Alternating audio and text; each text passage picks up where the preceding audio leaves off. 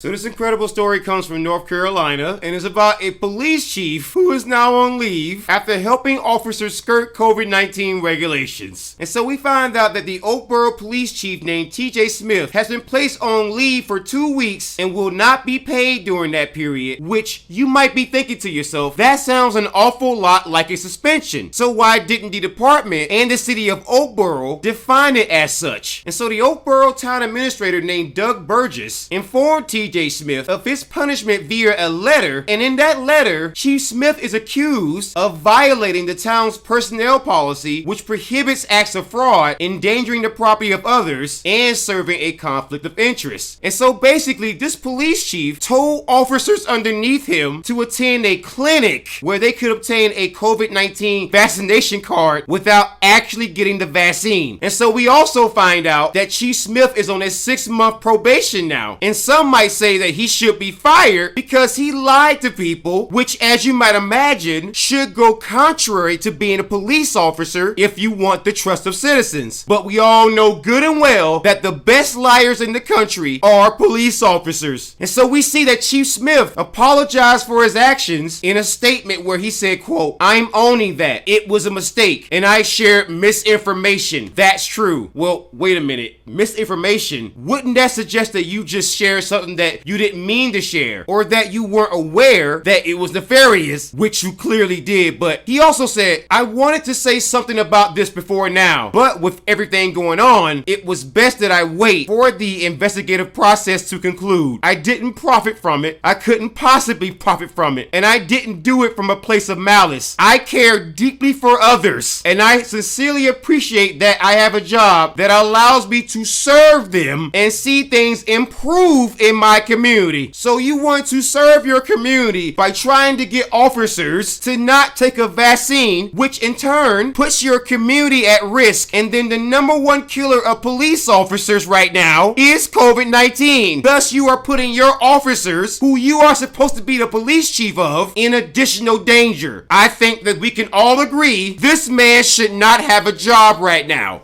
Thanks for watching. If you would like more deep dive content, please go subscribe to my YouTube channel. And if you want more shorter content, you can check out my TikTok. Make sure to like, comment, subscribe, and follow. But most importantly, make sure you share the content with everyone that you know so that we can hold cops accountable. Until next time, horns up, peace out, good night, and good luck.